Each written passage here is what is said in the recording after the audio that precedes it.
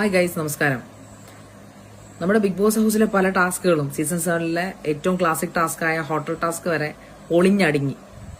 അത് ബിഗ് ബോസിന്റെയോ ഏഷ്യനെറ്റിന്റെയോ എൻഡമൽ ഷൈന്റെയോ ഒന്നും ഒരു കുഴപ്പമല്ല.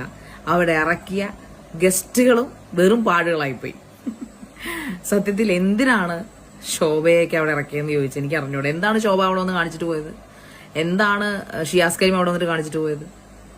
എനിക്കറിയില്ല. ഇതാണോ ശരിക്കും പറഞ്ഞ ഹോട്ടൽ ടാസ്ക്? പിന്നെ അത് അവര് പോട്ടെ, അവരെക്കാളും വേഴ്സ്റ്റ് ആയിട്ട് ഒരുത്തനെ കൊണ്ടിറക്കിയത് റിയാസ് സലീം.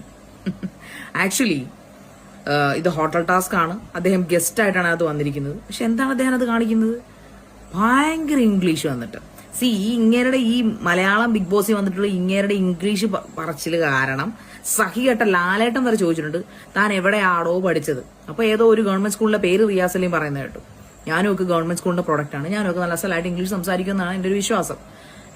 ഇയാളൊരുമാതിരി ഈ ലോകത്താരും ഇംഗ്ലീഷ് പഠിക്കാത്തതുപോലെ ഒരു മലയാളം ബിഗ് ബോസ് സീസണിൽ വന്ന് കിടന്നിട്ട് കാണിക്കുന്ന കോപ്രായങ്ങൾ എന്തൊക്കെയാണ്? സത്യം പറഞ്ഞാൽ ഗസ്റ്റുകളെ സെലക്ട് ചെയ്തപ്പോഴും എനിക്ക് തോന്നുന്നു അവർക്ക് വലിയ അബദ്ധം പറ്റിപ്പോയി. സത്യത്തിൽ 7ന്റെ പണി ഞാൻ വീണ്ടും പറയുന്നു, ബിഗ് ബോസിനാണ് കിട്ടിയത്.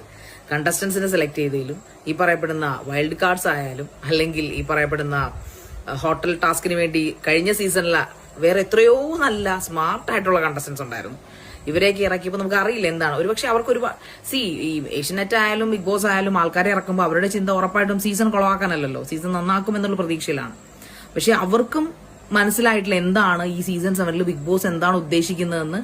ഒരു വകയും മനസ്സിലാക്കാത്ത മണ്ടന്മാരായ കുറച്ച് ഗസ്റ്റുകളും മണ്ടന്മാരായ കുറച്ച് കണ്ടസ്റ്റൻസും കൂടുള്ള ഒരു അവിയൽ വരുന്ന പരിപാടിയാണ് ഇപ്പോൾ BB7 നടന്നുകൊണ്ടിരിക്കുന്നത്.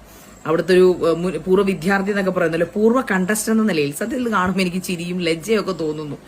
എനിക്കറിയില്ല എന്താകും ഇതിന്റെ അവസാനമെന്ന് ഓർത്ത്. സത്യത്തിൽ എനിക്ക് നല്ല ആകാംക്ഷയും ഉത്കണ്ഠയും ഒക്കെ ഉണ്ട്.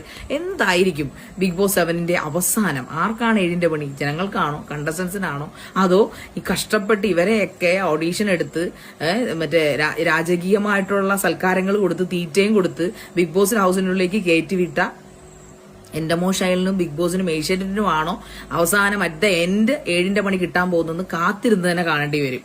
കഷ്ടം റിയാസ് സലീം. നിങ്ങൾ സ്വന്തം ചാനലിൽ നിന്ന് കാണിക്കുന്ന കോപ്രായങ്ങൾ കൂടാതെ ആ ഒരു സീസൺ 7 വന്ന് അത് കുറച്ചുകൂടെ മനോഹരമാക്കേണ്ടതിനും കുറച്ചുകൂടെ ഒരു ഗെയിം ആക്കേണ്ടതിന് പകരം നിങ്ങളുടെ വൊക്കാബുലറി വന്ന് കാണിക്കാനുള്ള സ്ഥലമാണോ ബിഗ് ബോസ്?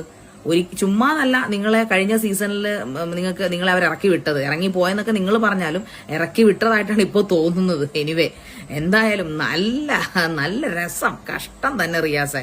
താൻ ഈ ഒരു കാര്യം മനസ്സിലാക്കുക, നിങ്ങൾ മലയാളം